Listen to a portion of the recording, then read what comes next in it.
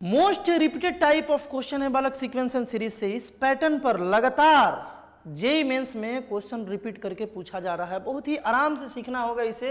वैसे तो ये जेईई मेन 2015 का क्वेश्चन लिए हुए हैं, लेकिन इसी तरीके का तुम्हें अलग अलग शिफ्ट में क्वेश्चन तुम्हें मिलेगा। कुछ बच्चे PYQ लगाना स्टार्ट किए होंगे तो उन्हें ऐसा क्वेश्चन दिख रहा होगा। बहुत ही आराम से बताएंगे, एक एक बच्चा समझ सकता है, लेकिन उससे पहले एक बार इस क्वेश्चन को ट्राई कर लेना। बालक तुम जानते होगे, अगर ऐसा पहले क्वेश्चन बनाए होगे कि ऐसे किसी भी सीरीज में पहले हमें जनरल टर्म फाइंड करना होता है, nth टर्म निकालना होता है। nth टर्म निकाल करके उसमें जब हम लोग सिग्मा निकालेंगे तो ऐसे सारे सीरीज को जोड़ देंगे। यहां पर 9 टर्म तक सीरीज को बोला है जोड़ने के लिए। पहले तुम एक एक टर्म को बारीकी से ध्यान से देखो। तो पहला टर्म है तो 1 का क्यूब है, दूसरा टर्म है तो न्यूमरेटर को पहले देखा जाए, बाद में डिनोमिनेटर को देखा जाएगा, है ना। पहला टर्म है तो 1 का क्यूब है, दूसरा टर्म है तो 1 का क्यूब प्लस 2 का क्यूब है, तीसरा टर्म है तो 1 का क्यूब प्लस 2 का क्यूब प्लस 3 का क्यूब है ना मेरे भाई। तो भाई न्यूमरेटर nth टर्म वाला अगर लिखें, है ना, हम TN लिखने जा रहे हैं, ध्यान से देखना। nth टर्म वाला अगर हम न्यूमरेटर लिखें तो वो मेरे भाई हो जाएगा 1 का क्यूब प्लस 2 का क्यूब प्लस 3 का क्यूब। इसी पैटर्न पर जाते जाते ये n का क्यूब बन जाएगा, बनेगा मेरे भाई। हम डायरेक्ट जनरल टर्म लिख रहे हैं, nth टर्म लिख रहे हैं। और डिनोमिनेटर क्या बनेगा? डिनोमिनेटर क्या बनेगा? डिनोमिनेटर देख रहे हो ना कि ऑड नंबर का सीरीज है, ऑड नंबर का सीरीज है। बिल्कुल ध्यान से समझना, एक एक बात बताएंगे, भले वीडियो लंबा बन जाए, एक एक बात यहां बताना जरूरी है। पहला टर्म में 1 है, दूसरा में 1 प्लस 3 है, तीसरा में 1 प्लस 3 प्लस 5 है ना, तीसरे टर्म में। तो भाई इसका जो सीरीज बनेगा nth टर्म में, जो nth टर्म, ये केवल एक ही टर्म लिख रहे हैं, nth टर्म। nth टर्म का जो डिनोमिनेटर होगा वो कुछ ऐसा दिखेगा क्या मेरे भाई? वो कुछ ऐसा दिखेगा क्या? तुमको फील आ रहा है क्या? वो कुछ ऐसा दिखेगा, ऐसा दिखेगा। बात समझ रहे हो ना? या इससे तुम अगर अनकंफर्टेबल हो, इससे अगर तुम अनकंफर्टेबल हो, 2n-1 से अगर तुम अनकंफर्टेबल हो, कोई बात नहीं है। बस तुम इतना समझो कि ये nth टर्म तक जाएगा, ये nth टर्म तक जाएगा, है ना। 2 nth टर्म, nth टर्म जाएगा कि नहीं जाएगा?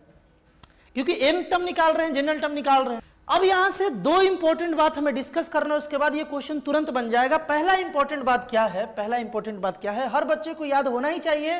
तुम्हारे टीचर भी बताए होंगे कि यार अगर हम शुरुआत से 1 से लेकर के n नेचुरल नंबर तक अगर हमें ऐड करना है तो इसके बदले डायरेक्ट हम n इंटू n प्लस 1/2 लिख सकते हैं।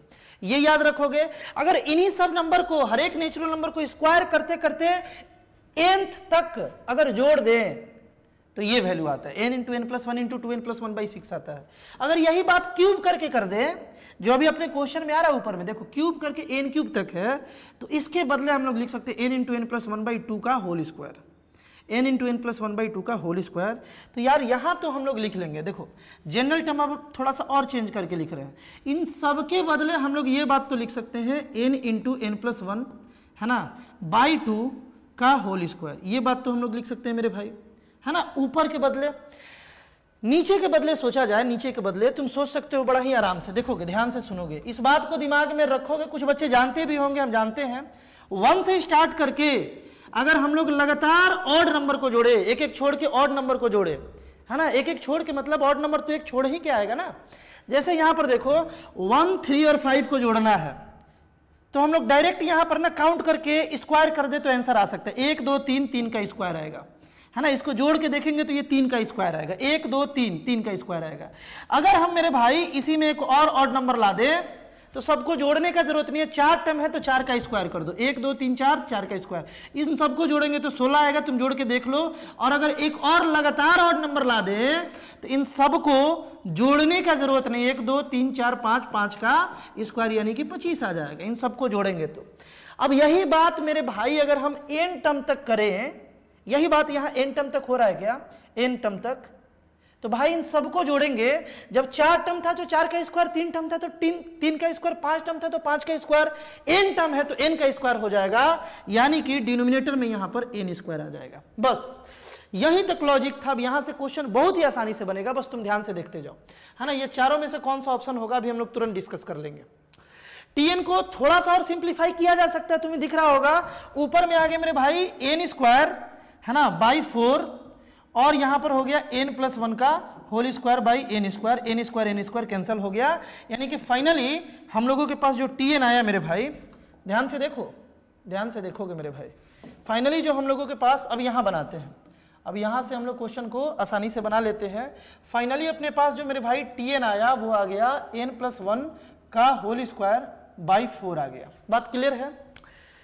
हमें इन सबको जोड़ना है, तो इसके जनरल टर्म पर अब हम डायरेक्ट यहां से हटा करके अगर हम इसे Sn लिख दें, यानी कि इसके सारे nth टर्म तक अगर जोड़ना है तो मेरे भाई इधर हमें समेशन लगाना होगा, है ना, इधर हमें क्या लगाना होगा, सिग्मा लगाना होगा। सिग्मा का मतलब यही है ना कि यहां पहले 1 रखेंगे, फिर 2 रखेंगे, फिर 3 रखेंगे, n तक रखेंगे और इन सबको जोड़ देंगे। लेकिन यहां पर तुम देखो ना कि अप टू 9 टर्म तक ही इस क्वेश्चन में दिया था, अप टू 9 टर्म, तो यहां मेरे भाई हम S9 लिख लेंगे और यहां पर जो n है वो 1 से 9 तक हो जाएगा। यही तो है, बस इस सिग्मा को सॉल्व करेंगे, आसानी से बन जाएगा।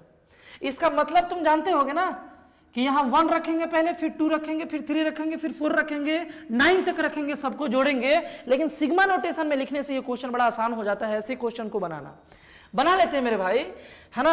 अब डायरेक्ट हम लोगों को ये बात सॉल्व करना है, तो इसको कर लिया जाए सॉल्व, है ना, इसको सॉल्व कर लिया जाए। कैसे किया जाए? देखो तुम जानते हो कि सिग्मा नोटेशन में जो कांस्टेंट है उसे हम लोग बाहर निकाल सकते हैं। तो यहाँ पर 1/4 को अगर हम लोग बाहर निकाल ले मेरे भाई, तो यहाँ पर n = 1, है ना, इसको थोड़ा और नीचे कर लेते हैं, n = 1 से 9 तक है और अपने पास आ गया n+1 का स्क्वायर। अब इसको थोड़ा ब्रेक करके लिखते हैं, है ना, थोड़ा सा इसको ब्रेक करके लिखते हैं। तो यहाँ पर क्या हो गया, 1/4 इंटू, तुम ध्यान से देखना पिंटू भाई, यहाँ जब हम 1 पुट करेंगे तो ये 2 बन जाएगा ना, लोअर लिमिट तो 1 है ना इनका, 1 पुट करेंगे तो 1+1 2 बन जाएगा, 2 का स्क्वायर हो गया, प्लस यहाँ जब हम n का वैल्यू 2 पुट करेंगे तो 3 का स्क्वायर, n का वैल्यू 3 पुट करेंगे तो 4 का स्क्वायर। इस तरीके से ये सीरीज आएगा और लास्ट लिमिट, अपर लिमिट क्या है, 9 रखेंगे तो यहाँ 10 का स्क्वायर हो जाएगा, 9+1 10 का स्क्वायर। बात क्लियर है ना? यानी कि अब हम सिग्मा यहाँ से हटा सकते हैं। हमें इस क्वेश्चन का जो फाइनल आंसर होगा वो ये देगा, इसको अगर हम लोग कैलकुलेट कर ले तो ये हमें फाइनल आंसर वाला दे देगा। अब इसको कैसे बनाएं, इसको कैसे बताएं, ध्यान से सुनना।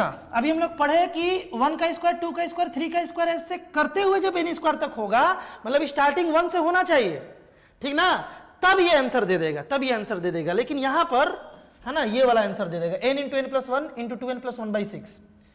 लेकिन यहां पर तो ऐसा कुछ बात नहीं है, यहां पर तो ऐसा कुछ बात नहीं है, है ना, 1 से नहीं स्टार्ट हो रहा है। तो क्या करें मेरे भाई, क्या करें, 1 से स्टार्ट नहीं हो रहा है तो 1 से स्टार्ट करा देते हैं, है ना। यहां पर 1 का स्क्वायर जोड़ दिए और यहां पर माइनस कर दिए, बस सवाल हो गया खत्म। यहां से मेरे भाई कुछ इस तरीके से बनेगा, है ना, -1 स्क्वायर यानी कि 1 हो जाएगा, -1 करना होगा, है ना। इस 1 को भी अंदर में इंक्लूड कर ले, क्या कोई फर्क उससे तो पड़ेगा नहीं, है ना। अब यहां से यहां तक को जोड़ना है, क्या फॉर्मूला सीखे, 1 से लेकर के n तक स्क्वायर के लिए ये है, 10 तक स्क्वायर रहेगा तो 10 × 10+1 11 हो जाएगा, और यहाँ 10 रखे तो 20+1 21/6 हो जाएगा। यानी कि यहाँ पर हम लोग लिख सकते हैं 10 × 10+1 11 × 2n+1 यानी कि 21/6। अब इसको हमें माइनस करना है, इसे सॉल्व करना है, आसानी से आंसर आ जाएगा।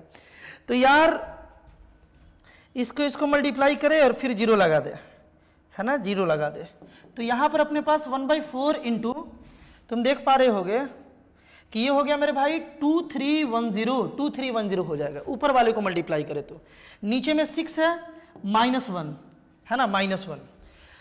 अब अगर इसको 6 से कैंसिल किया जाए, है ना, 6 से कैंसिल किया जाए मेरे भाई, तो 3 बार में, 8 बार में और 5 बार में 385 आ गया, 385 आ गया।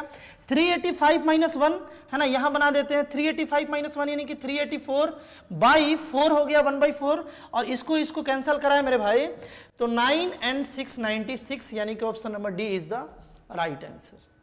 आई होप बालक इस क्वेश्चन को भी बहुत ही आराम से तुम आसानी से समझ पाए होगे। इस टाइप का और भी कंटेंट जो तुम्हारे जेईई मेंस जेईई एडवांस के सफर को लगातार आसान बना रहा है, इस चैनल पर लगातार कंटेंट अपलोड हो रहा है, एक बार चैनल को जरूर विजिट करना।